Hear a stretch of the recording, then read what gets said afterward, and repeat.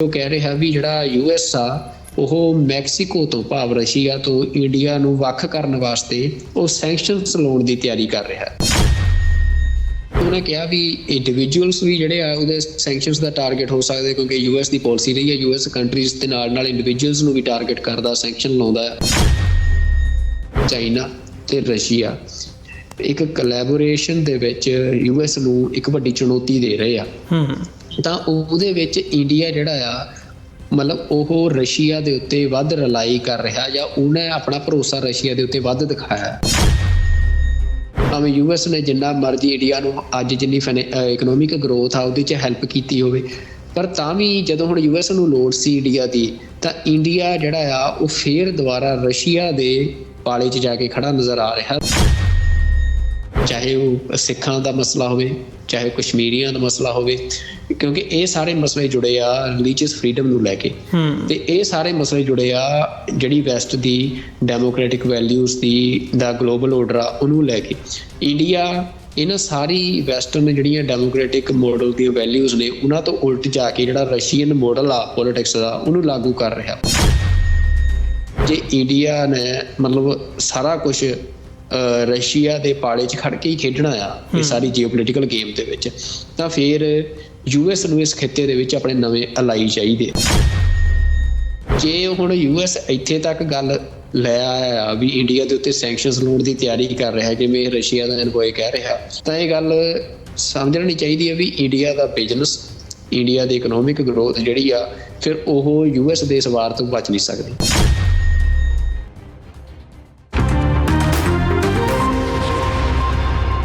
Viewers ਪ੍ਰੀਤਮਾ ਤੁਹਾਡਾ ਸਾਰਿਆਂ ਦਾ ਸਵਾਗਤ ਹੈ। ਗੱਲਬਾਤ ਨੂੰ ਅੱਗੇ ਤੋਰਦੇ ਹਾਂ। ਸੁਖਵਿੰਦਰ ਸਿੰਘ ਜੀ, ਹੁਣ ਗੱਲ ਕਰੀਏ ਥੋੜ੍ਹਾ ਜਿਹਾ ਇੰਟਰਨੈਸ਼ਨਲ ਐਰੀਨਾ ਦੇ ਵਿੱਚ ਆਈਏ, ਅਤੇ ਜਿਹੜੀ ਜੀਓ ਪੋਲੀਟਿਕਸ ਹੈਗੀ ਆ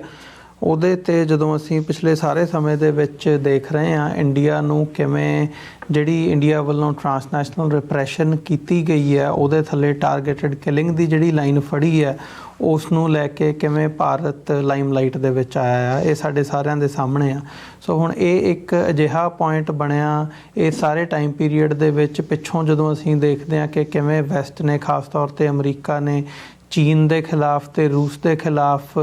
ਭਾਰਤ ਨੂੰ ਜਿਵੇਂ ਜਿਸ ਕਿਸਮ ਦੀ ਪੋਜੀਸ਼ਨਿੰਗ ਇਹ ਚਾਹੁੰਦੇ ਆ ਕਿ ਭਾਰਤ ਲਵੇ, ਉਸ ਦੇ ਲਈ ਭਾਰਤ ਨੂੰ ਇਹਨਾਂ ਨੇ ਆਪਣਾ ਦੋਸਤ ਵੀ ਬਣਾਇਆ, ਆਪਣਾ ਹਮਸਾਇਆ ਵੀ ਬਣਾਇਆ, ਅਤੇ ਉਸ ਦੇ ਥੱਲੇ ਜਿਹੜੀ ਇਹ ਸਾਰੀ ਪੋਲੀਟਿਕਸ ਹੈਗੀ ਹੈ ਉਹ ਚੱਲ ਰਹੀ ਹੈ ਪਿਛਲੇ ਸਾਰੇ ਸਮੇਂ ਤੋਂ। ਪਰ ਉਹਦਾ ਜਿਵੇਂ ਚੀਨ ਦੇ ਪ੍ਰਤੀ ਗਲਵਾਨ ਵੈਲੀ ਤੋਂ ਲੈ ਕੇ ਜਿਹੜੀ ਅੱਜ ਤੱਕ ਦੀ ਸਿਚੁਏਸ਼ਨ ਹੈਗੀ ਹੈ, ਹੁਣ ਜੋ ਇਸ ਵਕਤ ਭਾਰਤ ਦਾ ਯੂਕਰੇਨ ਵਾਰ ਦੇ ਵਿੱਚ ਉਹਨਾਂ ਦਾ ਰੋਲ ਹੋਵੇ, ਮਿਡਲ ਈਸਟ ਦੇ ਵਿੱਚ ਜੋ ਹੁਣ ਕ੍ਰਾਈਸਿਸ ਬਣਿਆ ਹੋਇਆ ਉਹਦੇ ਵਿੱਚ ਜਿਵੇਂ ਭਾਰਤ ਦੀ ਜਿਹੜੀ ਦਿੱਲੀ ਡੈਲੀ ਸਿਚੁਏਸ਼ਨ ਬਣੀ ਹੋਈ ਹੈ ਉਹ ਅਸੀਂ ਦੇਖ ਰਹੇ ਹਾਂ। ਸੋ ਇਸ ਨੂੰ ਮੁੱਖ ਰੱਖਦਿਆਂ ਹੋਇਆਂ ਕਿਤੇ ਨਾ ਕਿਤੇ ਅਮਰੀਕਾ ਹੁਣ ਦੁਬਾਰਾ ਜਾਂ ਵੈਸਟ ਦੁਬਾਰਾ ਰੀਵੈਲੂਏਟ ਕਰ ਰਿਹਾ ਹੈ ਭਾਰਤ ਦੀ ਪੋਜੀਸ਼ਨ ਨੂੰ, ਜਾਂ ਭਾਰਤ ਦੇ ਨਾਲ ਅਮਰੀਕਾ ਦੇ ਕਿਸ ਕਿਸਮ ਦੇ ਸੰਬੰਧ ਹੋਣ। ਇੰਝ ਲੱਗ ਰਿਹਾ ਅੱਜ ਦੀ ਡੇਟ ਦੇ ਵਿੱਚ, ਇਹ ਕੋਈ ਸਰਟਨਟੀ ਦੇ ਨਾਲ ਤਾਂ ਨਹੀਂ ਗੱਲ ਕਹੀ ਜਾ ਸਕਦੀ, ਪਰ ਅੱਜ ਇਹ ਲੱਗ ਰਿਹਾ, ਮਹਿਸੂਸ ਹੋ ਰਿਹਾ ਕਿ ਅਮਰੀਕਾ ਜਿਹੜੀ ਰਿਲੇਸ਼ਨਸ਼ਿਪ ਹੈਗੀ ਹੈ ਭਾਰਤ ਦੇ ਨਾਲ ਉਹਨੂੰ ਕਿਤੇ ਨਾ ਕਿਤੇ ਉਹਦੇ 'ਤੇ ਕੁਐਸਚਨ ਮਾਰਕ ਲੱਗਾ, ਅਤੇ ਉਹਨੂੰ ਰੀਵੈਲੂਏਟ ਕਰਨ ਦੀ ਜਿਹੜੀ ਲਾਈਨ ਹੈ ਉਹ ਦੇਖੀ ਜਾ ਰਹੀ ਹੈ। ਅਤੇ ਉੱਥੇ ਹੀ ਹੁਣ ਜਦੋਂ ਅਸੀਂ ਚਾਈਨਾ ਦੇ ਨਾਲ ਅਤੇ ਰੂਸ ਦੇ ਨਾਲ ਭਾਰਤ ਦੀ ਰਿਲੇਸ਼ਨਸ਼ਿਪ ਦੇਖਦੇ ਹਾਂ, ਹੁਣ ਰੂਸ ਉਹਦੇ ਵਿੱਚ ਇੰਪੋਰਟੈਂਟ ਫੈਕਟਰ ਆ ਕਿਉਂਕਿ ਭਾਰਤ ਦੀ ਬੜੀ ਡੂੰਘੀ ਰਿਲੇਸ਼ਨਸ਼ਿਪ ਰੂਸ ਦੇ ਨਾਲ ਰਹੀ ਹੈ, ਅਤੇ ਅਮਰੀਕਾ ਅਤੇ ਰੂਸ ਦੀ ਰਿਲੇਸ਼ਨਸ਼ਿਪ ਅਸੀਂ ਜਾਣਦੇ ਹਾਂ ਕਿਸ ਕਿਸਮ ਦੀ ਹੈਗੀ ਹੈ। ਅਤੇ ਹੁਣ ਇੱਥੇ ਆ ਕੇ ਉਹ ਜਿਹੜੀ ਸਿਚੁਏਸ਼ਨ ਹੈ ਅੱਜ ਜਿਹੜੇ ਰੂਸ ਦੇ ਇਨਵੋਏ ਹੈਗੇ ਆ ਇੰਡੀਆ ਦੇ ਵਿੱਚ, ਡੈਨਿਸ ਐਲਪੋਵ, ਉਹਨਾਂ ਨੇ ਇਹ ਗੱਲ ਸਿੱਧਾ ਕਹੀ ਹੈ ਕਿ ਭਾਰਤ ਅਤੇ ਰੂਸ ਦੇ ਜਿਹੜੇ ਸੰਬੰਧ ਹੈਗੇ ਆ ਉਹਨਾਂ ਨੂੰ ਤਾਰਪੀਡੋ ਕਰਨ ਦੇ ਲਈ, ਉਹਨਾਂ ਨੂੰ ਠੇਸ ਪਹੁੰਚਾਉਣ ਦੇ ਲਈ ਅਮਰੀਕਾ ਵਜੋਂ ਚਾਰਾਜੋਈ ਕੀਤੀ ਜਾ ਰਹੀ ਹੈ, ਯਤਨ ਕੀਤੇ ਜਾ ਰਹੇ ਆ। ਇੱਥੋਂ ਤੱਕ ਕਿ ਪਾਬੰਦੀਆਂ ਲਾਉਣ ਦੀ ਗੱਲ ਜਿਹੜੀ ਹੈ ਉਹ ਕਹੀ ਗਈ ਹੈ ਅਮਰੀਕਾ ਵੱਲੋਂ ਭਾਰਤ ਨੂੰ ਡਰਾਵਾ ਦੇਣ ਦੇ ਲਈ, ਧਮਕਾਉਣ ਦੇ ਲਈ ਕਿ ਭਾਈ ਤੁਸੀਂ ਜਿਹੜੀ ਹੈ ਉਹ ਮਤਲਬ ਹੁਣ ਜਿਹੜੀ ਇਹ ਗੱਲ ਹੈ ਇਹਨੂੰ ਜਿਹੜਾ ਇਹ ਰੂਸ ਦੇ ਸਫੀਰ ਦਾ ਬਿਆਨ ਹੈ ਇਹਨੂੰ ਕਿਵੇਂ ਦੇਖਿਆ ਜਾਵੇ, ਕੀ ਸਮਝਿਆ ਜਾਵੇ, ਅਤੇ ਕਿਵੇਂ ਉਹਦੇ ਤੋਂ ਜਿਹੜੀ ਇਹ ਸਾਰੀ ਰਿਲੇਸ਼ਨਸ਼ਿਪ ਹੈ ਉਹਨੂੰ ਸਮਝਿਆ ਜਾਵੇ ਜੋ ਇਸ ਵਕਤ ਸਥਿਤੀ ਬਣੀ ਹੋਈ ਹੈ। ਬਿਲਕੁਲ ਅਮਰਵੀਰ ਸਿੰਘ ਜੀ, ਜਿਹੜੀ ਇਹ ਰੂਸ ਦਾ ਐਨਵੋਏ ਹੈ ਜਿਹੜਾ ਦੇਖੋ ਉਹਦੀ ਇਹ ਸਟੇਟਮੈਂਟ ਆਪਣੇ ਆਪ ਦੇ ਵਿੱਚ ਇਸ ਗੱਲ ਵੱਲ ਹੋਰ ਜ਼ਿਆਦਾ ਪੁਖਤਾ ਇਸ਼ਾਰਾ ਕਰਦੀ ਆ ਵੀ ਜਿਹੜੀ ਇਸ ਟਾਈਮ ਸਿਚੁਏਸ਼ਨ ਆ, ਜੀਓਪੋਲੀਟੀਕਲ ਸਿਚੁਏਸ਼ਨ ਆ ਉਸ ਖਿੱਤੇ ਦੀ, ਉਹ ਕਾਫੀ ਜ਼ਿਆਦਾ ਗੜਬੜਾਈ ਹੋਈ ਆ। ਤੇ ਇੰਡੀਆ ਦੇ ਜਿਹੜੇ ਰਿਲੇਸ਼ਨਸ ਨੇ ਮਤਲਬ ਉਹ ਇਸ ਟਾਈਮ ਜਿੱਦਾਂ ਮਤਲਬ ਲਗਾਤਾਰ ਇੰਡੀਆ ਨੇ ਹਮੇਸ਼ਾ ਕੋਸ਼ਿਸ਼ ਕੀਤੀ ਵੀ ਦੋਵੇਂ ਪਾਸੇ ਬਣਾ ਕੇ ਰੱਖਣ ਦੀ। ਜਿਹੜਾ US ਤੇ ਰਸ਼ੀਆ ਦਾ ਇਹ ਸਾਰਾ ਆਪਸੀ ਅਸੀਂ ਕਹਿ ਸਕਦੇ ਹਾਂ ਵੀ ਇੱਕ ਆਈਡੀਓਲੋਜੀਕਲ ਜਿਹੜੀ ਵਾਰ ਆ ਜਿਹੜੀ ਲਗਾਤਾਰ ਚੱਲ ਰਹੀ ਆ, ਕਦੇ ਉਹ ਠੰਡੀ ਆ ਕਦੇ ਉਹ ਗਰਮ ਆ, ਹਨਾ, ਮਤਲਬ ਕੋਲਡ ਵਾਰ ਆ। ਜਾਂ ਪਰ ਉਹਦੇ 'ਚ ਇੰਡੀਆ ਨੇ ਆਪਣੇ ਆਪ ਨੂੰ ਇੱਕ ਸਟੇਬਲ ਪੋਜੀਸ਼ਨ 'ਚ ਰੱਖਣ ਦੀ ਕੋਸ਼ਿਸ਼ ਕੀਤੀ ਆਪਣੀ ਫੋਰਨ ਪੋਲਿਸੀ 'ਚ। ਪਰ ਇਸ ਵਾਰ ਜਿਹੜੀ ਸਿਚੁਏਸ਼ਨ ਆ ਉਹ ਬਹੁਤ ਡਿਫਰੈਂਟ ਨਜ਼ਰ ਆ ਰਹੀ ਆ। ਅਸੀਂ ਪਹਿਲਾਂ ਵੀ ਗੱਲਬਾਤ ਕਰ ਚੁੱਕੇ ਹਾਂ ਵੀ ਇੰਡੀਆ ਜਿਹੜਾ ਆ ਉਹ ਇਸ ਤੋਂ ਪਹਿਲਾਂ ਆਪਣੇ ਅਸੀਂ ਕਹਿਣਾ ਹੋਵੇ ਤਾਂ ਜਿਹੜਾ ਅਸਰਟਿਵਨੈਸ ਘੱਟ ਹੁੰਦੀ ਸੀ ਇੰਡੀਆ ਦੀ ਫੋਰਨ ਪੋਲਿਸੀ ਦੇ ਵਿੱਚ, ਅਸਰਟ ਘੱਟ ਕਰਦਾ ਸੀ। ਪਰ ਜਿਹੜੀ ਹੁਣ ਮੋਦੀ ਦੀ ਗਵਰਨਮੈਂਟ ਆ ਜਿਹਦੇ 'ਚ ਇਹਨਾਂ ਨੇ ਜਿਹੜਾ ਮਤਲਬ ਅਸੀਂ ਕਹਿੰਦੇ ਹੁੰਦੇ ਹਾਂ ਵੀ ਰਾਜ ਜਿਹੜਾ ਕਿਸੇ ਨੂੰ ਵੀ ਦਵੀ ਸਿਰਾ ਹਿਲਾ ਦਿੰਦਾ ਆ, ਤਾਂ ਉਹ ਇਹਨਾਂ ਦਾ ਹਿੱਲਿਆ ਨਜ਼ਰ ਆ ਰਿਹਾ ਵੀ ਜਿਹਦੇ 'ਚ ਇਹ ਇਸ ਟਾਈਮ ਆਪਣੇ ਆਪ ਨੂੰ ਦੁਨੀਆ ਦੀ ਇੱਕ ਵੱਡੀ ਸੁਪਰ ਪਾਵਰ ਹੋਣ ਦਾ ਭਰਮ ਪਾਲੀ ਬੈਠੇ ਆ ਜੀ, ਜਿਸ ਭਰਮ ਦੇ ਵਿੱਚੋਂ ਹੀ ਇਹਨਾਂ ਦੀ ਸਾਰੀ ਫੋਰਨ ਪੋਲਿਸੀ ਨਿਰਧਾਰਿਤ ਹੋ ਰਹੀ ਆ। ਤੇ ਇਹਦੇ ਵਿੱਚੋਂ ਜੋ ਇਹਨਾਂ ਨੇ ਐਕਸ਼ਨਸ ਕੀਤੇ ਆ, ਚਾਹੇ ਉਹ ਸਿੱਖਾਂ ਦਾ ਅਸੀਂ ਦੇਖਿਆ ਵੀ ਵੈਸਟਰਨ ਕੰਟਰੀਜ਼ ਹੋਣ, ਪਾਕਿਸਤਾਨ ਹੋਵੇ, ਉੱਥੇ ਜਿਵੇਂ ਸਿੱਖਾਂ ਨੂੰ ਇਹਨਾਂ ਨੇ ਐਲੀਮੀਨੇਟ ਕੀਤਾ। ਇਸ ਤੋਂ ਇਲਾਵਾ ਪਾਕਿਸਤਾਨ ਨੇ ਜਿਵੇਂ ਦੱਸਿਆ ਕਿ ਪਾਕਿਸਤਾਨ ਦੇ ਵਿੱਚ ਹੋਰ ਵੀ ਜਿਹੜੇ ਕਸ਼ਮੀਰੀ ਲੀਡਰ ਸੀ ਉਹਨਾਂ ਨੂੰ ਐਲੀਮੀਨੇਟ ਕੀਤਾ। ਜਿਹੜੀ ਇਹ ਉਹ ਇੰਡੀਆ ਨੇ ਆਪਣੀ ਪੋਲਿਸੀ ਦੇ ਵਿੱਚ ਇਨਕਲੂਡ ਕੀਤੀ ਹੈ ਨਾ। ਤੇ ਉਸ ਤੋਂ ਬਾਅਦ US ਨੇ ਤੇ ਕੈਨੇਡਾ ਨੇ ਜਿਵੇਂ ਰਿਐਕਟ ਕੀਤਾ, ਫਿਰ ਮਤਲਬ ਓਪਨਲੀ ਵਰਲਡ ਤੇ ਇੰਡੀਆ ਨੂੰ ਭੰਡਿਆ ਤੇ ਇੰਡੀਆ ਨੂੰ ਸ਼ੀਸ਼ਾ ਦਿਖਾਇਆ ਵੀ ਤੁਸੀਂ ਕਿੰਨੀ ਕੁ ਤੁਹਾਡੀ ਔਕਾਤ ਹੈਗੀ ਆ ਹਜੇ। ਪਰ ਉਹ ਤੋਂ ਬਾਅਦ ਫਿਰ ਇੰਡੀਆ ਨੇ ਇਹ ਦੇਖਣ ਵਾਲੀ ਗੱਲ ਆ ਵੀ ਇਹ ਇੰਡੀਆ ਹਜੇ ਜਿਵੇਂ S ਜੈਸ਼ੰਕਰ ਉਹ ਤੋਂ ਬਾਅਦ ਫਿਰ ਰਸ਼ੀਆ ਦੇ ਦੌਰੇ ਤੇ ਗਏ ਤੇ ਜਿਵੇਂ ਉਸ ਦੌਰੇ ਨੂੰ ਉਹਨਾਂ ਨੇ ਗਲੋਰੀਫਾਈ ਕੀਤਾ ਤੇ ਜਿਵੇਂ ਉਸ ਦੌਰੇ ਨੂੰ ਪਬਲਿਕਲੀ ਇੱਕ ਬਿਲਡ ਅਪ ਕੀਤੀ ਗਈ ਉਹਦੀ ਇਮੇਜ ਵੀ ਰਸ਼ੀਆ ਦਾ ਸਭ ਤੋਂ ਸਟਰੋਂਗ ਪਾਰਟਨਰ ਆ। ਤੇ ਉਸ ਸਮੇਂ ਦੇ ਵਿੱਚ ਜਦੋਂ US ਤੇ ਇੰਡੀਆ ਦੇ ਜਿਹੜੇ ਰਿਲੇਸ਼ਨ ਆ ਉਹ ਸਾਰੇ ਦੁਨੀਆ ਦੇ ਵਿੱਚ ਡਿਸਕਸ ਹੋ ਰਹੇ ਸੀ ਵੀ ਉਹ ਹੁਣ ਸਹੀ ਨਹੀਂ ਚੱਲ ਰਹੇ ਆ। ਤੇ ਉਹ ਹੈ ਇੰਡੀਆ ਦੇ ਲਈ ਉਹਦੀ ਇਹ ਸਟੇਟਮੈਂਟ ਦਾ ਆਉਣਾ ਜਿਹੜੀ ਤੁਸੀਂ ਜ਼ਿਕਰ ਕੀਤਾ ਵੀ ਜਿਹਦੇ 'ਚ ਉਹ ਕਹਿ ਰਿਹਾ ਵੀ ਜਿਹੜਾ US ਆ ਉਹ ਮੈਕਸੀਕੋ ਤੋਂ ਭਾਵ ਰਸ਼ੀਆ ਤੋਂ ਇੰਡੀਆ ਨੂੰ ਵੱਖ ਕਰਨ ਵਾਸਤੇ ਉਹ ਸੈਂਕਸ਼ਨਸ ਲਾਉਣ ਦੀ ਤਿਆਰੀ ਕਰ ਰਿਹਾ ਜੀ ਵੀ ਇੰਡੀਆ ਦੇ ਉੱਤੇ। ਤੇ ਉਹਦੇ 'ਚ ਉਹਨੇ ਕਿਹਾ ਵੀ ਇੰਡੀਵਿਜੂਅਲਸ ਵੀ ਜਿਹੜੇ ਆ ਉਹਦੇ ਸੈਂਕਸ਼ਨਸ ਦਾ ਟਾਰਗੇਟ ਹੋ ਸਕਦੇ ਕਿਉਂਕਿ US ਦੀ ਪੋਲਿਸੀ ਰਹੀ ਹੈ US ਕੰਟਰੀਜ਼ ਦੇ ਨਾਲ ਇੰਡੀਵਿਜੂਅਲਸ ਨੂੰ ਵੀ ਟਾਰਗੇਟ ਕਰਦਾ, ਸੈਂਕਸ਼ਨ ਲਾਉਂਦਾ ਆ। ਤੇ ਉਹ ਜਿਹੜੀਆਂ ਅਸੀਂ ਕਹਿ ਸਕਦੇ ਵੀ ਇੰਡੀਆ ਦੇ ਵੱਡੇ ਜਿਹੜੇ ਟ੍ਰੇਡ ਹੈਗੇ ਆ ਫੈਮਲੀਜ਼ ਹੈਗੀਆਂ ਨੇ ਜਿਹੜੀਆਂ ਰਸ਼ੀਆ ਦੇ ਨਾਲ ਟ੍ਰੇਡ ਕਰਦੀਆਂ ਹੋਣਗੀਆਂ, ਖਾਸ ਤੌਰ ਤੇ ਚਾਹੇ ਆਇਲ ਦਾ ਹੈ ਜਾਂ ਕੁਝ ਵੀ ਆ, ਉਹਨਾਂ ਦੇ ਅਫੀਸ਼ੀਅਲਸ ਨੂੰ ਸੈਂਕਸ਼ਨ ਕਰਨਾ ਜਾਂ ਕੁਝ ਵੀ, ਉਹ ਕੋਈ ਨਾ ਕੋਈ ਗੱਲਬਾਤ ਚੱਲ ਰਹੀ ਹੈ ਜਿਹਦਾ ਉਹਨੇ ਜ਼ਿਕਰ ਕੀਤਾ ਜੀ। ਪਰ ਇਹਦੇ 'ਚ ਇੱਕ ਹੋਰ ਗੱਲ ਵੀ ਆ ਵੀ ਰਸ਼ੀਆ ਜਿਹੜਾ ਆ ਤੇ USA ਜਿਹੜਾ ਉਹਨਾਂ ਦੀ ਹਮੇਸ਼ਾ ਹੀ ਇਸ ਗੱਲ ਦੇ ਉੱਤੇ ਜ਼ੋਰ ਰਿਹਾ ਆ ਵੀ ਇੰਡੀਆ ਕਿਹਦੇ ਅਸੀਂ ਕਹਿ ਸਕਦੇ ਹਾਂ ਪਾਲੇ 'ਚ ਜੀ, ਕਿਉਂਕਿ ਇੰਡੀਆ ਇਸ ਸਾਰੇ ਖਿੱਤੇ ਦੇ ਵਿੱਚ ਇੱਕ ਇੰਪੋਰਟੈਂਟ ਪਲੇਅਰ ਆ ਕਿਉਂਕਿ ਇੱਕ ਵੱਡੀ ਕੰਟਰੀ ਆ, ਦੁਨੀਆ ਦੀ ਸਭ ਤੋਂ ਵੱਡੀ ਆਬਾਦੀ ਸਾਂਭੀ ਬੈਠਾ ਆ ਹੁਣ। ਤੇ ਇੱਥੇ ਜੇ ਅਸੀਂ ਕਹਿਣਾ ਹੋਵੇ ਰਿਸੋਰਸਿਸ ਦੀ ਗੱਲ ਕਰਨੀ ਹੋਵੇ ਇੱਕ ਵੱਡੀ ਮਾਰਕੀਟ ਵੀ ਆ, ਤਾਂ ਉਹਦੇ ਕਰਕੇ ਜਿਹੜੀ US ਆ ਉਹਦੇ ਲਈ ਇੰਡੀਆ ਸਾਊਥ ਜਿਹੜਾ ਮਤਲਬ ਅਸੀਂ ਕਹਿੰਦੇ ਵੀ ਜਿਹੜੀ ਇੰਡੀਅਨ ਓਸ਼ਨ ਦੀ ਪੋਲਿਸੀ ਆ ਜਾਂ ਮਤਲਬ ਜਿਹੜੀ ਇੰਡੋ ਪੈਸੀਫਿਕ ਦੀ ਪੋਲਿਸੀ ਹੈ ਸਾਰੀ ਵੈਸਟ ਦੀ, ਉਹਦੇ 'ਚ ਇੰਪੋਰਟੈਂਟ ਪਾਰਟਨਰ ਆ। ਤਾਂ ਕਰਕੇ ਜਿਹੜਾ 80s ਦੇ ਵਿੱਚ ਵੀ ਕੋਲਡ ਵਾਰ ਦੇ ਵਿੱਚ ਵੀ ਇਸ ਗੱਲ ਦੇ ਉੱਤੇ ਬੜਾ ਜ਼ੋਰ ਰਿਹਾ ਰਸ਼ੀਆ ਤੇ US ਦਾ ਵੀ ਦੋਨਾਂ ਦੀ ਪੋਲਿਸੀ ਇਸੇ ਗੱਲ ਦੇ ਉੱਤੇ ਡਿਪੈਂਡ ਸੀ ਇੰਡੀਆ 'ਚ ਕਿ ਇੰਡੀਆ ਨੂੰ ਆਪਣੇ ਪਾਲੇ 'ਚ ਲੈ ਕੇ। ਪਰ ਇੰਡੀਆ ਜਿਹੜਾ ਆ ਉਦੋਂ ਤੱਕ ਮਤਲਬ ਅਸੀਂ ਦੇਖਿਆ ਵੀ ਕਿਉਂਕਿ ਸੋਵੀਅਤ ਯੂਨੀਅਨ ਬਾਕੀ ਹੋਰ ਜਿਹੜੇ ਸਾਰੇ ਗਰਾਊਂਡ ਸੀ ਉੱਥੇ US ਤੋਂ ਹਾਰ ਗਿਆ, ਤਾਂ ਕਰਕੇ ਇੰਡੀਆ ਨੇ ਫਿਰ ਆਪਣੀ ਮਾਰਕੀਟ ਨੂੰ ਓਪਨ ਕੀਤਾ US ਵਾਸਤੇ। ਤੇ ਹੌਲੀ ਹੌਲੀ ਇੰਡੀਆ ਜਿਹੜਾ ਆ ਉਹ ਸੋਵੀਅਤ ਦੇ ਨਾਲ ਜਿੱਥੇ ਡਿਫੈਂਸ ਦੇ ਵਿੱਚ ਵੱਡੀ ਪਾਰਟਨਰਸ਼ਿਪ ਸੀ ਉਹਦੇ ਨਾਲ ਬਾਕੀ ਹੋਰ ਜਿਹੜੀ ਮਾਰਕੀਟ ਦੇ ਵਿੱਚ ਵੱਡੀ ਪਾਰਟਨਰਸ਼ਿਪ ਆ ਉਹ ਵੈਸਟਰਨ ਕੰਟਰੀਜ਼ ਦੇ ਨਾਲ ਉਹਨੇ ਆਪਣੀ ਖੋਲੀ ਜੀ। ਤੇ ਉਹ ਇਸੇ ਕਰਕੇ ਸੀ ਵੀ ਫਿਰ ਜਿਹੜਾ US ਦਾ ਇੰਟਰਸਟ ਸੀ ਇੰਡੀਆ ਦੇ ਵਿੱਚ ਉਹ ਮਾਰਕੀਟ ਨੂੰ ਲੈ ਕੇ ਸੀ। ਤੇ ਹੌਲੀ ਹੌਲੀ US ਅਸੀਂ ਦੇਖ ਰਹੇ ਹਾਂ ਵੀ ਡਿਫੈਂਸ ਦੇ ਵਿੱਚ ਵੀ ਬਹੁਤ ਜ਼ਿਆਦਾ ਮਤਲਬ ਇੰਡੀਆ ਦਾ ਜਿਹੜਾ ਡਿਫੈਂਸ ਆ ਉਹਦੇ 'ਚ ਬਹੁਤ ਜ਼ਿਆਦਾ ਖਰੀਦ ਯੂਐਸ ਤੋਂ ਜਾਂ ਯੂਐਸ ਦੇ ਅਲਾਈਸ ਤੋਂ ਹੋ ਰਹੀ ਆ ਪਿਛਲੇ ਸਮੇਂ 'ਚ। ਤੇ ਉਹ ਸਾਰਾ ਕੁਝ ਮਤਲਬ ਯੂਐਸ ਉਸ ਕੋਲਡ ਵਾਰ ਦੇ ਤੋਂ ਬਾਅਦ ਆਪਣੇ ਪਾਲੀ 'ਚ ਲੈ ਕੇ ਆਇਆ ਇੰਡੀਆ ਨੂੰ, ਜੋ ਉਹਦਾ ਇੰਟਰਸਟ ਸੀ ਉਹਨੇ ਪੂਰਾ ਕੀਤਾ। ਪਰ ਹੁਣ ਦੁਬਾਰਾ ਜਦੋਂ ਅਸੀਂ ਦੇਖ ਰਹੇ ਹਾਂ ਵੀ ਚਾਈਨਾ ਤੇ ਰਸ਼ੀਆ ਇੱਕ ਕੋਲੈਬੋਰੇਸ਼ਨ ਦੇ ਵਿੱਚ ਯੂਐਸ ਨੂੰ ਇੱਕ ਵੱਡੀ ਚੁਣੌਤੀ ਦੇ ਰਹੇ ਆ, ਤਾਂ ਉਹਦੇ ਵਿੱਚ ਇੰਡੀਆ ਜਿਹੜਾ ਆ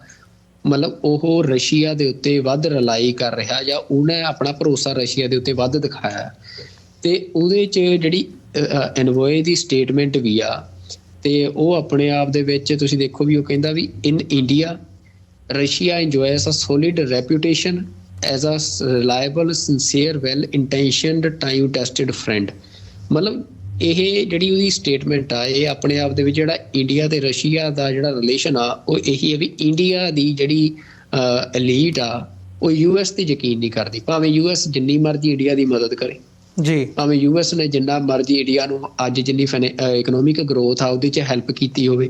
ਪਰ ਤਾਂ ਵੀ ਜਦੋਂ ਹੁਣ ਯੂਐਸ ਨੂੰ ਲੋੜ ਸੀ ਇੰਡੀਆ ਦੀ ਤਾਂ ਇੰਡੀਆ ਜਿਹੜਾ ਆ ਉਹ ਫੇਰ ਦੁਬਾਰਾ ਰਸ਼ੀਆ ਦੇ ਪਾਲੇ 'ਚ ਜਾ ਕੇ ਖੜਾ ਨਜ਼ਰ ਆ ਰਿਹਾ। ਤੇ ਉਹਦੇ ਪਿੱਛੇ ਜੜ ਇਹੀ ਆ ਵੀ ਜਿਹੜਾ ਇੰਡੀਆ ਦਾ ਐਲੀਟ ਆ, ਪੋਲੀਟੀਕਲ ਐਲੀਟ ਆ, ਇੱਥੋਂ ਦਾ ਬਿਜ਼ਨਸ ਐਲੀਟ ਆ, ਉਹ ਸਾਰਾ ਹੀ ਰਸ਼ੀਆ ਤੇ ਵੱਧ ਯਕੀਨ ਕਰਦਾ ਜੀ, ਉਹ ਮਤਲਬ ਯੂਐਸ ਦੇ ਉੱਤੇ ਯਕੀਨ ਨਹੀਂ ਕਰਦਾ। ਤਾਂ ਹੁਣ ਉਹਦੇ ਵਿੱਚ ਮਤਲਬ ਇਹ ਗੱਲ ਚਾਹੇ ਉਹ ਸਿੱਖਾਂ ਦਾ ਮਸਲਾ ਹੋਵੇ ਚਾਹੇ ਕਸ਼ਮੀਰੀਆਂ ਦਾ ਮਸਲਾ ਹੋਵੇ, ਕਿਉਂਕਿ ਇਹ ਸਾਰੇ ਮਸਲੇ ਜੁੜੇ ਆ ਰਿਲੀਜੀਅਸ ਫਰੀਡਮ ਨੂੰ ਲੈ ਕੇ, ਤੇ ਇਹ ਸਾਰੇ ਮਸਲੇ ਜੁੜੇ ਆ ਜਿਹੜੀ ਵੈਸਟ ਦੀ ਡੈਮੋਕ੍ਰੈਟਿਕ ਵੈਲਿਊਜ਼ ਦੀ ਦਾ ਗਲੋਬਲ ਆਰਡਰ ਆ ਉਹਨੂੰ ਲੈ ਕੇ। ਇੰਡੀਆ ਇਹਨਾਂ ਸਾਰੀ ਵੈਸਟਰਨ ਜਿਹੜੀਆਂ ਡੈਮੋਕ੍ਰੈਟਿਕ ਮਾਡਲ ਦੀਆਂ ਵੈਲਿਊਜ਼ ਨੇ ਉਹਨਾਂ ਤੋਂ ਉਲਟ ਜਾ ਕੇ ਜਿਹੜਾ ਰਸ਼ੀਅਨ ਮਾਡਲ ਆ ਪੋਲਿਟਿਕਸ ਦਾ ਉਹਨੂੰ ਲਾਗੂ ਕਰ ਰਿਹਾ ਜੀ। ਤੇ ਇਹਦੇ ਵਿੱਚ ਫਿਰ ਹੁਣ ਇਹ ਵੈਸਟ ਲਈ ਜ਼ਰੂਰੀ ਹੋ ਜਾਂਦਾ ਵੀ ਜੇ ਇੰਡੀਆ ਨੇ ਮਤਲਬ ਸਾਰਾ ਕੁਛ ਰਸ਼ੀਆ ਦੇ ਪਾਲੇ 'ਚ ਖੜ ਕੇ ਹੀ ਖੇਡਣਾ ਆ ਇਹ ਸਾਰੀ ਜੀਓਪੋਲੀਟੀਕਲ ਗੇਮ ਦੇ ਵਿੱਚ, ਤਾਂ ਫਿਰ ਯੂਐਸ ਨੂੰ ਇਸ ਖਿੱਤੇ ਦੇ ਵਿੱਚ ਆਪਣੇ ਨਵੇਂ ਅਲਾਈ ਚਾਹੀਦੇ ਆ। ਤੇ ਉਹ ਨਵੇਂ ਅਲਾਈ ਕਿਸ ਫਾਰਮ 'ਚ ਹੋਣਗੇ, ਕਿਵੇਂ ਦੇ ਹੋਣਗੇ, ਭਵਿੱਖ ਦੀ ਅਸੀਂ ਕਹਿ ਸਕਦੇ ਹਾਂ ਵੀ ਗੱਲ। ਪਰ ਜੋ ਫਿਰ ਇਹਦੀਆਂ ਸਟਾਰਟਿੰਗ ਅਸੀਂ ਕਹਿ ਸਕਦੇ ਹਾਂ ਫੇਜ਼ ਹੁੰਦੇ ਆ ਵੀ ਜਦੋਂ ਫਿਰ ਜਿਹੜਾ ਸੈਂਕਸ਼ਨਸ ਵਾਲਾ ਫੇਜ਼ ਆ ਇਹ ਯੂਐਸ ਦਾ ਇੱਕ ਬੜਾ ਕਾਰਗਰ ਹਥਿਆਰ ਆ ਕਿਸੇ ਵੀ ਹੋਰ ਵਿਰੋਧੀ ਧਿਰ ਦੇ ਖਿਲਾਫ ਜੀ। ਤੇ ਜੇ ਹੁਣ ਯੂਐਸ ਇੱਥੇ ਤੱਕ ਗੱਲ ਲੈ ਆਇਆ ਵੀ ਇੰਡੀਆ ਦੇ ਉੱਤੇ ਸੈਂਕਸ਼ਨਸ ਲਾਉਣ ਦੀ ਤਿਆਰੀ ਕਰ ਰਿਹਾ ਜਿਵੇਂ ਰਸ਼ੀਆ ਦਾ ਐਨਵੋਏ ਕਹਿ ਰਿਹਾ, ਤਾਂ ਇਹ ਗੱਲ ਫਿਰ ਭਾਰਤ ਦੇ ਜਿਹੜੇ ਕੁਛ ਸਾਨੂੰ ਵੀ ਜਿਹੜੇ ਇੱਕ ਇੰਡੀਅਨ ਨੈਸ਼ਨਲਿਸਟ ਹੋਣਗੇ ਹਨ ਉਹ ਸੁਣਦੇ ਹੋਣਗੇ, ਤਾਂ ਇਹ ਗੱਲ ਸਮਝਣੀ ਚਾਹੀਦੀ ਹੈ ਵੀ ਇੰਡੀਆ ਦਾ ਬਿਜ਼ਨਸ, ਇੰਡੀਆ ਦੀ ਇਕਨੋਮਿਕ ਗਰੋਥ ਜਿਹੜੀ ਆ ਫਿਰ ਉਹ ਯੂਐਸ ਦੇ ਸਵਾਰ ਤੋਂ ਬਚ ਨਹੀਂ ਸਕਦੀ ਜੀ। ਤੇ ਇਹਦੇ ਲਈ ਮਤਲਬ ਹੁਣ ਜਿਹੜੀ ਗੱਲ ਫਿਰ ਉਹਨੇ ਕਹੀ ਆ ਐਨਵੋਏ ਨੇ ਆਪਣੀ ਸਟੇਟਮੈਂਟ ਦੇ ਵਿੱਚ, ਉਹ ਕਹਿੰਦਾ ਵੀ ਡਿਊ ਟੂ ਦਿਸ ਜਿਹੜਾ ਇਹ ਚੱਲ ਰਿਹਾ ਸਾਰਾ ਕੁਛ ਇਹਦੇ ਕਰਕੇ ਹੀ sad some Indian partners are forced to exercise caution ਵੀ ਜਿਹੜੇ ਫਿਰ ਮਤਲਬ ਹੁਣ ਵੀ ਹਿੱਲ ਜੁਲ ਵੀ ਉਹਨੇ ਆਪਣੀ ਸਟੇਟਮੈਂਟ 'ਚ ਕਹਿ ਦਿੱਤਾ ਵੀ ਉਹ ਘਬਰਾਏ ਵੀ ਪਏ ਆ ਜੀ। ਜਦੋਂ ਹੁਣ ਪਤਾ ਲੱਗਿਆ ਵੀ ਯੂਐਸ ਜਿਹੜਾ ਆ ਹੁਣ ਗੱਲਾਂ ਤੋਂ, ਕਿਉਂਕਿ ਇਹ ਵੀ ਅਸੀਂ ਦੇਖ ਰਹੇ ਸੀ ਪਿਛਲੇ ਟਾਈਮ 'ਚ ਜਿਵੇਂ ਸਿੱਖਾਂ ਦੇ ਕਤਲ ਦੀ ਕੋਸ਼ਿਸ਼ ਕੀਤੀ ਹੈ, ਯੂਐਸ ਦੀ ਸੋਵਰੇਨਿਟੀ ਤੇ ਅਟੈਕ ਸਿੱਧਾ ਕੀਤਾ ਇੰਡੀਆ ਨੇ, ਫਿਰ ਇਹ ਹੋ ਰਿਹਾ ਸੀ ਵੀ ਪਤਾ ਨਹੀਂ ਗੱਲੀ ਬਾਤੀ ਸਰ ਜਾਣਾ। ਪਰ ਜੇ ਯੂਐਸ ਇਹ ਫੈਸਲਾ ਕਰ ਰਿਹਾ ਆ ਇਸ ਤਰ੍ਹਾਂ ਦਾ ਤਾਂ ਫਿਰ ਉਹਦੇ ਨਾਲ ਘਬਰਾਹਟ ਜਿਹੜਾ ਇੰਡੀਆ ਦੇ ਇਨਰ ਸਰਕਲਸ ਨੇ ਉਹਨਾਂ ਦੇ ਵਿੱਚ ਹੋ ਗਈ ਆ। ਤੇ ਜੇ ਇਸ ਘਬਰਾਹਟ ਦਾ ਜ਼ਿਕਰ ਇੱਕ ਡਿਪਲੋਮੈਟ ਕਰ ਰਿਹਾ ਤਾਂ ਇਹ ਕਿੰਨੇ ਹਾਇਰ ਲੈਵਲਸ ਤੇ ਉਹ ਘਬਰਾਹਟ ਹੋ ਰਹੀ ਆ, ਤਾਂ ਉਹਦਾ ਅਸੀਂ ਅੰਦਾਜ਼ਾ ਲਾ ਸਕਦੇ ਹਾਂ ਵੀ ਉਹ ਡਿਪਲੋਮੈਟਿਕ ਲੈਵਲ ਤੇ ਘਬਰਾਹਟ ਹੋ ਰਹੀ ਹੈ ਜਿਹੜੇ ਡਿਪਲੋਮੈਟਸ ਹੁੰਦੇ ਆ ਜੀ, ਜਿਹੜੇ ਕਿਸੇ ਵੀ ਸਟੇਟ ਨੂੰ ਰਨ ਕਰਦੇ ਆ। ਤੇ ਪਰ ਉਹ ਨਾਲ ਫਿਰ ਇਹ ਵੀ ਕਹਿੰਦਾ and there is also significant number of those for whom such an approach is unacceptable। ਕਹਿੰਦਾ ਫਿਰ ਪਰ ਕੁਝ ਇਹੋ ਜਿਹੇ ਵੀ ਹੈਗੇ ਆ ਜਿਹਨਾਂ ਨੂੰ ਅਸੀਂ ਕਹਿੰਦੇ ਹੁੰਦੇ ਆ ਵੀ ਜਿਹੜੇ ਆਪਣੇ ਆਪ ਨੂੰ ਫਿਰ ਉਹ ਜਿਵੇਂ ਮੋਦੀ ਜਿਹਨਾਂ 'ਚ ਇੱਕ ਆਉਂਦਾ ਵੀ ਮੇਰਾ ਤਾਂ 54 ਇੰਚ ਦੀ ਮੇਰੀ ਛਾਤੀ ਹੈ ਹਨਾ, ਇਹ ਆ ਉਹ ਆ ਜਿਹੜਾ ਇਹੋ ਜਿਹੀ ਅਪਰੋਚ ਵਾਲਾ ਇੱਕ ਵਰਗ ਤਿਆਰ ਕੀਤਾ ਹੈ ਭਾਜਪਾ ਨੇ ਉੱਥੇ ਵੀ ਅਸੀਂ ਤਾਂ ਦੁਨੀਆ ਦੀ ਕਿਸੇ ਵੀ ਫੌਜ ਨੂੰ ਸੁੱਟ ਸਕਦੇ ਹਾਂ। ਜਿਵੇਂ ਅਸੀਂ ਦੇਖਿਆ ਵੀ ਉਹ ਪਾਰਲੀਮੈਂਟ 'ਚ ਬੈਠ ਖੜ ਕੇ ਵੀ ਇੱਥੇ ਰਵਨੀਤ ਬਿੱਟੂ ਵਰਗਾ ਗੱਲ ਕਹੀ ਜਾਂਦਾ ਸੀ ਕਿ ਸਾਡੀਆਂ ਪਣਡੁੱਬੀਆਂ ਉੱਥੇ ਚੱਲ ਜਾਣਗੀਆਂ ਜਾਂ ਇੱਦਾਂ ਦੀਆਂ ਜਿਹਨੂੰ ਪੰਜਾਬੀ 'ਚ ਭਕਾਈ ਮਾਰਨੀ ਕਹਿੰਦੇ ਹੁੰਦੇ ਆ, ਵੀ ਉਹ ਗੱਲਾਂ ਕਰਦੇ ਆ। ਵੀ ਉਹ ਵੀ ਕਹਿੰਦਾ ਫਿਰ ਕੁਛ ਨੰਬਰ ਆਫ ਜਿਹੜੇ ਲੋਕ ਉਹ ਹੈਗੇ ਆ ਇਹਨਾਂ ਦੀ, ਉਹ ਕਹਿੰਦੇ ਵੀ ਅਸੀਂ ਨਹੀਂ ਇਹੋ ਜਿਹੀ ਫਿਰ ਜੇ ਧੱਕਾ ਕਰੂੰਗਾ ਅਮਰੀਕਾ ਮਤਲਬ ਸਾਡੇ ਸੈਂਕਸ਼ਨਸ ਲਾਊਂਗਾ ਹਨਾ ਵੀ ਅਸੀਂ ਉਹ ਫਿਰ ਅਸੀਂ ਪਰਵਾਹ ਨਹੀਂ ਕਰੂੰਗੇ ਉਹਦੀ। ਪਰ ਉਹ ਮਤਲਬ ਇਹ ਹੁਣ ਦੋਨੇ ਤਰ੍ਹਾਂ ਦੀ ਉਹਨੇ ਜ਼ਿਕਰ ਕੀਤਾ ਵੀ ਇੱਦਾਂ ਦੀ ਕਾਫੀ ਗੱਲਬਾਤ ਉੱਥੇ ਚੱਲ ਰਹੀ ਆ। ਤਾਂ ਅਮਰਵੀਰ ਸਿੰਘ ਜੀ ਇਹ ਗੱਲ ਇਸ ਗੱਲ ਵੱਲ ਪੱਕਾ ਪੁਖਤਾ ਇਸ਼ਾਰਾ ਕਰਦੀ ਆ ਵੀ ਯੂਐਸ ਜਿਹੜਾ ਆ ਬਿਹਾਈਂਡ ਦਾ ਕਰਟਨਸ ਜੋ ਸਿੱਖਾਂ ਦੇ ਨਾਲ ਕੀਤਾ ਹੈ ਇੰਡੀਆ ਨੇ, ਜਿਵੇਂ ਸਿੱਖਾਂ ਦੇ ਉੱਤੇ ਅਟੈਕ ਕੀਤਾ ਵੈਸਟਰਨ ਕੰਟਰੀਜ਼ ਦੇ ਵਿੱਚ, ਤੇ ਇੰਡੀਆ ਦੇ ਵਿੱਚ ਜਿਹੋ ਜਿਹਾ ਮਾਹੌਲ ਸਿਰਜਿਆ ਜਾ ਰਿਹਾ, ਜਿਵੇਂ ਮੁਸਲਿਮਸ ਦੇ ਉੱਤੇ ਅਟੈਕ ਕੀਤਾ ਜਾ ਰਿਹਾ, ਜਿਵੇਂ ਫਰੀਡਮ ਆਫ ਜਿਹੜੀ ਸਪੀਚ ਆ ਉਹਨੂੰ ਸਨੱਬ ਕਰਨ ਦੀ ਕੋਸ਼ਿਸ਼ ਹੋ ਰਹੀ ਆ, ਨਾਲ ਹੀ ਜਿਹੜੀਆਂ ਰਿਲੀਜੀਅਸ ਫਰੀਡਮਸ ਨੇ ਉਹਨਾਂ ਦੇ ਉੱਤੇ ਅਟੈਕ ਹੋ ਰਿਹਾ, ਤਾਂ ਮਤਲਬ ਜਿਹੜਾ ਵੈਸਟ ਆ ਉਹ ਇੰਡੀਆ ਦਾ ਮੈਨੂੰ ਇਹ ਲੱਗ ਰਿਹਾ ਵੀ ਜਿਹੜਾ ਸਾਰਾ ਤਾਣਾ ਬਾਣਾ ਆ ਇਹ ਕਿਤੇ ਨਾ ਕਿਤੇ ਮਤਲਬ ਜਿਵੇਂ ਹੁੰਦਾ ਵੀ ਸੁਧਾਰਨ ਦੀ ਉਹਨੂੰ ਕੋਸ਼ਿਸ਼ ਕਰ ਰਿਹਾ ਹੈ, ਤੇ ਉਹਦੇ ਲਈ ਕੋਈ ਅਮਲੀ ਜਿਹੜੇ ਕਦਮ ਆ ਉਹ ਇੰਟਰਨਲ ਜਿਹੜੀ US ਦੀ ਆਪਾਂ ਕਹਿ ਸਕਦੇ ਹਾਂ ਵੀ ਸਾਰੀ ਸਟੇਟ ਆ ਜਾਂ ਐਸਟੈਬਲਿਸ਼ਮੈਂਟ ਆ ਉਹਦੇ 'ਚ ਉਹ ਚੁੱਕੇ ਜਾ ਰਹੇ ਆ, ਜਿਹਦਾ ਇਸ਼ਾਰਾ ਰਸ਼ੀਆ ਦੇ ਐਨਵੋਏ ਨੇ ਕੀਤਾ ਹੈ। ਜੀ ਬਿਲਕੁਲ, ਨਹੀਂ ਇਹ ਇਸ਼ਾਰੇ ਨੂੰ ਸਮਝਣ ਦੀ ਲੋੜ ਹੈ। ਬਸ ਹੁਣ ਗੱਲ ਇੱਥੇ ਇਹ ਆ ਜਾਂਦੀ ਹੈ ਵੀ ਇਹ ਇਸ਼ਾਰਾ ਜਸਟ ਇਸ਼ਾਰਾ ਮਾਤਰ ਹੈ ਜਾਂ ਇਹਦੇ ਵਿੱਚ ਕੁਝ ਸਬਸਟਾਂਸ ਜਾਂ ਜਿਵੇਂ ਤੁਸੀਂ ਜ਼ਿਕਰ ਕੀਤਾ ਆ ਵੀ ਬਿਹਾਈਂਡ ਦ ਕਰਟਨ ਕੁਝ ਚੱਲ ਵੀ ਰਿਹਾ ਆ, ਜਾਂ ਅਮਰੀਕਾ ਦੀ ਜਿਹੜੀ ਪਾਲਿਸੀ ਹੈਗੀ ਹੈ ਉਹ ਕਿਸ ਪਾਸੇ ਨੂੰ ਝੁਕਾ ਰੱਖ ਰਹੀ ਹੈ। ਹੁਣ ਇਹ ਇੱਕ ਪੁਆਇੰਟ ਹੈ, ਨੁਕਤਾ ਜਿਹੜਾ ਤੁਸੀਂ ਜਿਹਦਾ ਜ਼ਿਕਰ ਕੀਤਾ ਵੀ ਇੱਕ ਸਟੇਜ ਦੇ ਉੱਤੇ ਜੇ ਅਸੀਂ ਇੰਡੀਆ ਦੀ ਹਿਸਟਰੀ ਦੇਖਣੀ ਹੋਵੇ, ਇੰਡੀਆ ਨੇ ਆਪਣੇ ਆਪ ਨੂੰ ਲਾਰਜੈਸਟ ਡੈਮੋਕ੍ਰੇਸੀ ਦੇ ਤੌਰ ਦੇ ਉੱਤੇ ਪ੍ਰਚਾਰਿਆ, ਤੇ ਉਸ ਕਿਸਮ ਦਾ ਜਿਹੜਾ ਕੌਨਸਟੀਟਿਊਸ਼ਨ ਦੇ ਲਬਾਦੇ ਦੇ ਥੱਲੇ ਉਹ ਲੁਕ ਕੇ ਉਸ ਕਿਸਮ ਦਾ ਭਾਵੇਂ ਆਪਣਾ ਕੰਮ ਕਰ ਰਹੇ ਸੀ ਘੱਟ ਗਿਣਤੀਆਂ ਦੇ ਖਿਲਾਫ ਅਦਰਵਾਈਜ਼, ਪਰ ਉਹ ਉੱਪਰ ਇੱਕ ਜਿਹੜੀ ਬ੍ਰੌਡਰ ਕੰਟੈਕਸਟ ਦੇ ਵਿੱਚ ਇੰਟਰਨੈਸ਼ਨਲੀ ਜਿਹੜੀ ਉਹਨਾਂ ਦੀ ਪ੍ਰੈਜੈਂਟੇਸ਼ਨ ਸੀਗੀ ਉਹ ਆਪਣੇ ਆਪ ਨੂੰ ਵੱਡੀ ਡੈਮੋਕ੍ਰੇਸੀ ਦੇ ਤੌਰ ਦੇ ਉੱਤੇ, ਤੇ ਹੁਣ ਤੇ ਮਤਲਬ ਉਹ ਮਦਰ ਆਫ ਡੈਮੋਕ੍ਰੇਸੀ ਦੇ ਨਾਂ ਦੇ ਥੱਲੇ ਵੀ ਆਪਣੇ ਆਪ ਨੂੰ ਪੇਸ਼ਕਾਰੀ ਜਿਹੜੀ ਹੈ ਉਸ ਕਿਸਮ ਦੀ ਕੀਤੀ ਗਈ ਹੈ। ਪਰ ਹੁਣ ਜਿਸ ਕਿਸਮ ਦਾ ਤਾਣਾ ਬਾਣਾ ਭਾਰਤ ਦੇ ਵਿੱਚ ਨਰਿੰਦਰ ਮੋਦੀ ਦੀ ਸਰਕਾਰ ਨੇ ਬੁਣਿਆ, ਤੇ ਹੁਣ ਉਹ ਨੰਗੇ ਚਿੱਟੇ ਹੋ ਕੇ ਜਿਸ ਕਿਸਮ ਨਾਲ ਜੋ ਉੱਥੇ ਸਿਚੁਏਸ਼ਨ ਬਣੀ ਹੋਈ ਹੈ, ਜਿਵੇਂ ਘੱਟ ਗਿਣਤੀਆਂ ਦੇ ਉੱਤੇ ਹਮਲੇ ਹੋ ਰਹੇ ਆ, ਜਿਵੇਂ ਇੱਕ ਆਟੋਕ੍ਰੈਟਿਕ ਨੇਸ਼ਨ ਹੋਣ ਦੇ ਤੌਰ ਦੇ ਉੱਤੇ ਭਾਰਤ ਜਿਵੇਂ ਉੱਧਰ ਨੂੰ ਵਧਿਆ, ਤੇ ਜਿਵੇਂ ਉਹ ਅਥੋਰਿਟੇਰੀਅਨਿਜ਼ਮ ਦਾ ਜਿਹੜਾ ਪਾਰਟ ਹੈ ਉਹ ਨਜ਼ਰ ਆ ਰਿਹਾ ਹੈ। ਅੱਜ ਦੇ ਇੱਕ ਸੈਗਮੈਂਟ ਦੇ ਵਿੱਚ ਵੀ ਅਸੀਂ ਅਗਲੇ ਦੇ ਵਿੱਚ ਜ਼ਿਕਰ ਕਰਾਂਗੇ ਵੀ ਕਿਵੇਂ ਵੀਜ਼ਾ ਨੂੰ, OCI ਕਾਰਡਸ ਨੂੰ, ਪਾਸਪੋਰਟ ਨੂੰ ਵੈਪਨ ਦੇ ਤੌਰ ਦੇ ਉੱਤੇ ਵਰਤ ਰਿਹਾ, ਟਰਾਂਸਨੈਸ਼ਨਲ ਰਿਪਰੈਸ਼ਨ ਦਾ ਅਸੀਂ ਜ਼ਿਕਰ ਕਰ ਰਹੇ ਹਾਂ। ਘੱਟ ਗਿਣਤੀਆਂ ਮਤਲਬ ਹੁਣ ਅਯੋਧਿਆ ਦੇ ਵਿੱਚ ਜੋ ਰਾਮ ਮੰਦਿਰ ਬਣਾਇਆ ਗਿਆ, ਤੇ ਉਹ ਤੋਂ ਬਾਅਦ ਅਸੀਂ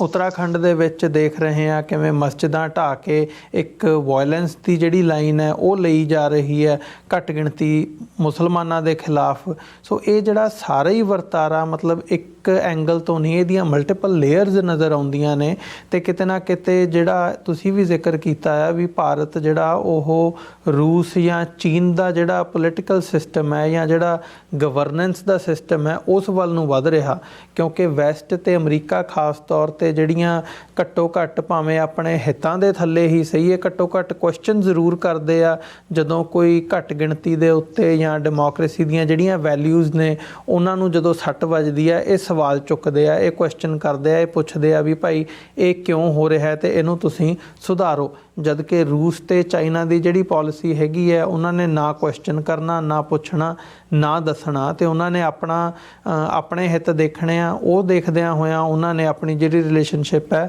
ਉਹ ਬਰਕਰਾਰ ਰੱਖਣੀ ਆ। ਸੋ ਇੱਥੇ ਕਿਤੇ ਨਾ ਕਿਤੇ ਉਹ ਵੀ ਸਿਚੁਏਸ਼ਨ ਬਣ ਜਾਂਦੀ ਹੈ ਵੀ ਭਾਰਤ ਉਸ ਕਿਸਮ ਦੀ ਸਿਚੁਏਸ਼ਨ ਵੱਲ ਨੂੰ ਤੇ ਨਹੀਂ ਵੱਧ ਰਿਹਾ ਕਿ ਉਹ ਚਾਹੁੰਦਾ ਹੋਵੇ ਵੀ ਭਾਈ ਅਸੀਂ ਗਵਰਨੈਂਸ ਸਿਸਟਮ ਹੀ ਉਸ ਕਿਸਮ ਦਾ ਲੈ ਆਈਏ ਕਿ ਸਾਨੂੰ ਮਤਲਬ ਮੁੜ ਕੇ ਡੈਮੋਕ੍ਰੇਸੀ ਦਾ ਲਬਾਦਾ ਪਾਉਣ ਦੀ ਜਾਂ ਉਸ ਕਿਸਮ ਦਾ ਘੁੰਡ ਚੁੱਕਣ ਦੀ, ਮਤਲਬ ਘੁੰਡ ਚੁੱਕ ਕੇ ਹੀ ਉਹ ਬਿਲਕੁਲ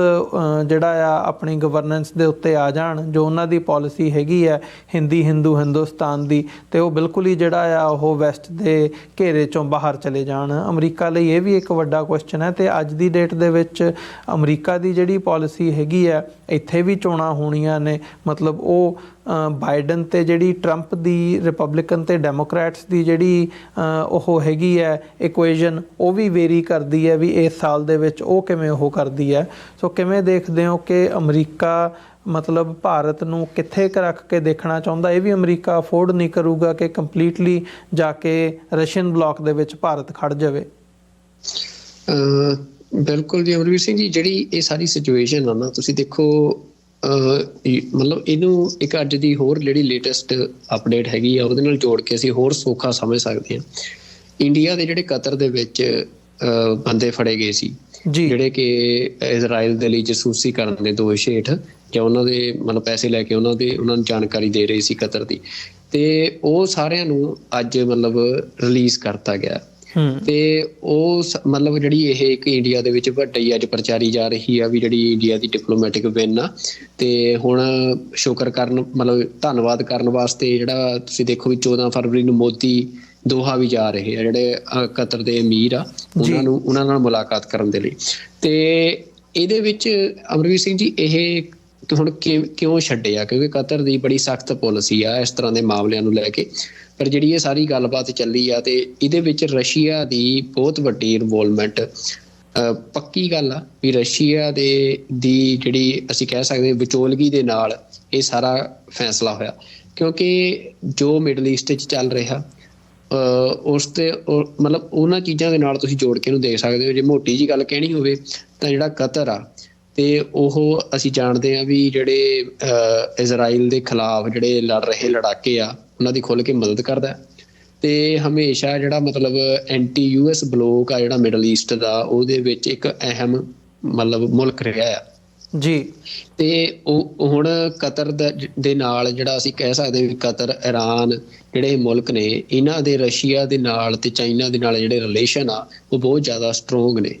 ਤੇ ਜਿਹੜੀਆਂ ਮਿਡਲ ਈਸਟ ਦੇ ਵਿੱਚ ਸਾਰੀਆਂ ਕਨਫਲਿਕਟ ਚੱਲ ਰਹੀਆਂ ਨੇ ਉਹਦੇ ਵਿੱਚ ਜਿਹੜੀ ਡਿਵੀਜ਼ਨ ਹੋ ਰਹੀ ਹੈ ਕੰਟਰੀਜ਼ ਦੀ, ਤਾਂ ਇਹ ਤੁਸੀਂ ਇੱਕ ਬਲੋਕ ਉੱਥੇ ਬਣਿਆ ਹੋਇਆ ਤੇ ਜਿਹਦੇ ਵਿੱਚ ਮਤਲਬ ਇਹ ਹਾਲਾਂਕਿ ਕਤਰ ਦਾ ਇਹ ਨਹੀਂ ਕਿ ਕਤਰ ਟੋਟਲੀ ਜਿਹੜਾ ਆ ਉਹ ਰਸ਼ੀਅਨ ਬਲੋਕ ਦਾ ਹਿੱਸਾ ਆ, ਪਰ ਕਤਰ ਦੇ ਆਪਣੇ ਜਿਹੜੇ ਕਤਰ ਨਾਲ ਇੰਟਰਸਟ ਜਿਹੜੇ ਆ ਉਹ ਕੋਈ ਨਾ ਕੋਈ ਸਮਝੌਤਾ ਹੋਇਆ। ਪਰ ਉਹ ਸਮਝੌਤਾ ਇਹ ਮੋਦੀ ਦੀ ਅਸੀਂ ਕਹਿ ਸਕਦੇ ਹਾਂ ਵੀ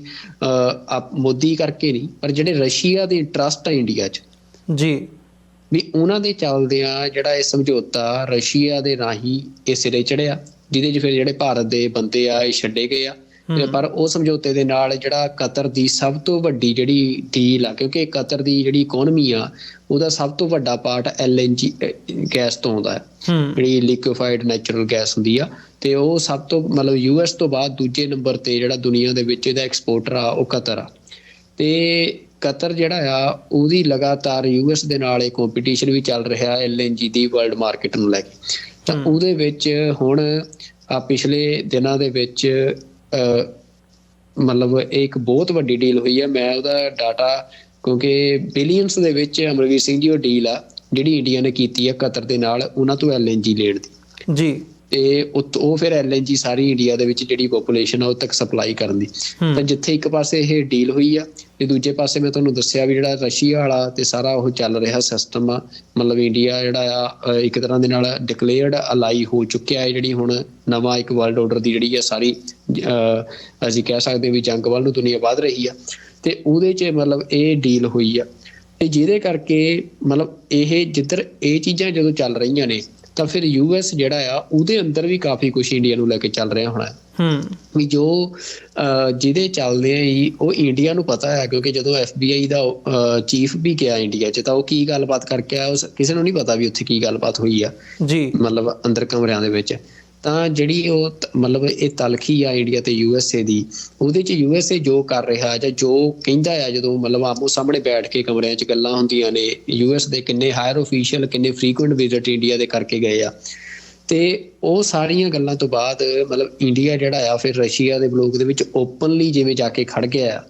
ਤਾਂ ਹੁਣ ਮਤਲਬ ਇਹੀ ਆ ਵੀ ਫਿਰ ਜਿਹੜਾ US ਆ ਉਹ ਅੱਗੇ ਕੀ ਸਟੈਪ ਲੈਣ ਜਾ ਰਿਹਾ, ਜਿਹਦਾ ਇਸ਼ਾਰਾ ਅਸੀਂ ਅੱਜ ਜ਼ਿਕਰ ਕੀਤਾ ਹੈ ਵੀ ਜਿਹੜਾ ਇਹ ਰਸ਼ੀਅਨ ਐਨਵੋਏ ਕਹਿ ਰਿਹਾ ਹੈ ਜੀ। ਤਾਂ ਮਤਲਬ ਇਹ ਆ ਵੀ ਹੁੰਦਾ ਕੀ ਆ, ਹਰ ਦੇਸ਼ ਦੇ ਆਪਣੇ ਇੰਟਰਸਟ ਆ, ਉਹ ਮਤਲਬ ਕਿਸੇ ਵੀ ਟਾਈਮ ਤੇ ਉਹ ਆਪਣੇ ਸਟੈਪ ਨੂੰ ਬੈਕ ਵੀ ਲੈ ਸਕਦੇ ਆ ਜਾਂ ਉਹਨਾਂ ਨੇ ਇੰਪਲੀਮੈਂਟ ਕਰਨਾ ਜਾਂ ਨਹੀਂ ਕਰਨਾ। ਪਰ ਇੰਨੀ ਗੱਲ ਅਮਰਵੀਰ ਸਿੰਘ ਜੀ ਜ਼ਰੂਰ ਆ ਵੀ ਜਿਹੜਾ US ਤੇ ਇੰਡੀਆ ਦਾ ਰਿਲੇਸ਼ਨ ਆ ਜਿਹੜਾ ਉਹਦੇ 'ਚ ਬਹੁਤ ਜ਼ਿਆਦਾ ਡਿਪਲੋਮੈਟਿਕ ਟੈਨਸ਼ਨਸ ਨੇ ਇਸ ਟਾਈਮ। ਤੇ US ਇੰਡੀਆ ਦੀ ਜਿਹੜੀ ਪੋਲੀਟੀਕਲ ਪੋਲਿਸੀ ਆ ਜਾਂ ਫੋਰਨ ਪੋਲਿਸੀ ਆ ਉਹ ਤੋਂ ਪੂਰੀ ਤਰ੍ਹਾਂ ਨਾਖੁਸ਼ ਆ। ਤੇ ਜਦੋਂ ਫਿਰ US ਨਾਖੁਸ਼ ਹੋ ਜੇ ਜਾਂ US ਨੂੰ ਜਿਹੜਾ ਬੰਦਾ ਮਤਲਬ ਆਪਣਾ ਵਿਰੋਧੀ ਲੱਗਣ ਲੱਗ ਜੇ ਤੇ ਫਿਰ US ਦੀ ਇਹ ਪੋਲਿਸੀ ਆ ਵੀ ਫਿਰ ਉਹ ਐਕਸਟ੍ਰੀਮ ਤੱਕ ਜਾਂਦੇ ਆ। ਮਤਲਬ ਤੁਸੀਂ ਦੇਖ ਸਕਦੇ ਹੋ ਬੰਦਿਆਂ ਨੂੰ ਮਤਲਬ US ਜੰਗ ਲੜਨ ਲਈ ਕਿਸੇ ਵੀ ਮੁਲਕ ਦੇ ਨਾਲ ਉਹ ਹਮੇਸ਼ਾ ਤਿਆਰ ਰਹਿੰਦਾ, ਉਹਦੀ ਫੌਜ ਹਮੇਸ਼ਾ ਤਿਆਰ ਰਹਿੰਦੀ ਆ। ਤੇ ਜੇ ਡਿਪਲੋਮੈਟਿਕ ਸੈਂਕਸ਼ਨਸ ਦੀ ਗੱਲ ਹੋਵੇ ਤਾਂ ਉਹਦੇ ਲਈ US ਹਮੇਸ਼ਾ ਤਿਆਰ ਰਹਿੰਦਾ। ਤਾਂ ਜਿੰਨੀ ਕਿ ਮਤਲਬ ਯੂਐਸ ਨੂੰ ਚੈਲੰਜ ਇੰਡੀਆ ਪਬਲਿਕ ਸਟੇਜ ਤੇ ਕਰ ਰਿਹਾ ਹੈ, ਤਾਂ ਮੈਨੂੰ ਇਹ ਲੱਗਦਾ ਵੀ ਯੂਐਸ ਇਹਦਾ ਰਿਐਕਸ਼ਨ ਬੜਾ ਸਟਰੋਂਗ ਕਿਸੇ ਤਰੀਕੇ ਦੇ ਨਾਲ ਦਊਗਾ। ਉਹ ਸੈਂਕਸ਼ਨਸ ਦੇ ਰੂਪ ਚ ਹੁੰਦਾ ਜਾਂ ਕਿਵੇਂ ਹੁੰਦਾ, ਇਹ ਹੁਣ ਭਵਿੱਖ ਦੇ ਵਿੱਚ। ਪਰ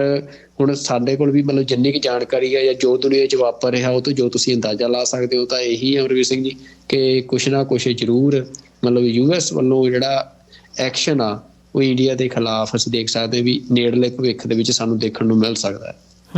ਨਹੀਂ ਬਿਲਕੁਲ, ਇਹ ਗੱਲ ਜੇ ਇਸ ਪਾਸੇ ਨੂੰ ਗੱਲ ਤੁਰਦੀ ਹੈ ਤੇ ਉਹਦੇ ਲਈ ਉਹ ਸਿੱਖਾਂ ਦੇ ਲਈ ਖਾਸ ਤੌਰ 'ਤੇ ਸਾਡੇ ਲਈ ਜੇ ਅਸੀਂ ਕੌਮੀ ਤੌਰ 'ਤੇ ਦੇਖਣਾ ਹੋਵੇ ਤਾਂ ਇੱਕ ਯੂਨੀਕ ਜੀ ਸਿਚੁਏਸ਼ਨ ਬਣ ਜਾਂਦੀ ਹੈ ਜਿੱਥੇ ਸਾਡੇ ਲਈ ਜਥੇਬੰਦ ਹੋ ਕੇ ਜਾਂ ਉਸ ਕਿਸਮ ਦੀ ਸਿਚੁਏਸ਼ਨ ਦੇ ਵਿੱਚੋਂ ਜਿਹਨੂੰ ਕਹਿੰਦੇ ਹੁੰਦੇ ਆ ਵੀ ਜਦੋਂ ਵੱਡੇ ਭਲਵਾਨਾਂ ਦੀ ਲੜਾਈ ਹੁੰਦੀ ਹੈ ਅਤੇ ਸਾਡਾ ਉਹਦੇ ਵਿੱਚ ਕੀ ਫਾਇਦਾ ਹੋ ਸਕਦਾ ਹੈ ਜਾਂ ਅਸੀਂ ਆਪਣੇ ਆਪ ਦੀ ਜਿਹੜੀ ਆਪਣੇ ਆਪ ਨੂੰ ਕਿਵੇਂ ਪ੍ਰੈਜ਼ੈਂਟ ਕਰਕੇ ਕੋਈ ਉਸ ਓਪਰਚੁਨਿਟੀ ਦੇ ਵਿੱਚੋਂ ਕੁਝ ਕੱਢ ਸਕਦੇ ਹਾਂ, ਇਹ ਸਾਡੇ ਲਈ ਇੱਕ ਵੱਡਾ ਸਵਾਲ ਹੋਵੇਗਾ ਆਉਣ ਵਾਲੇ ਸਮੇਂ ਦੇ ਵਿੱਚ ਜਿਵੇਂ ਜਿਵੇਂ ਇਹ ਸਿਚੁਏਸ਼ਨ ਜਿਹੜੀ ਹੈ ਇਵੋਲਵ ਹੁੰਦੀ ਹੈ। ਇਹਨਾਂ ਹੀ ਸ਼ਬਦਾਂ ਦੇ ਨਾਲ ਸੁਖਵਿੰਦਰ ਸਿੰਘ ਜੀ ਇੱਕ ਛੋਟੇ ਜਿਹੇ ਕਮਰਸ਼ੀਅਲ ਬ੍ਰੇਕ ਦੇ ਲਈ ਇੱਥੇ ਰੁਕਦੇ ਹਾਂ।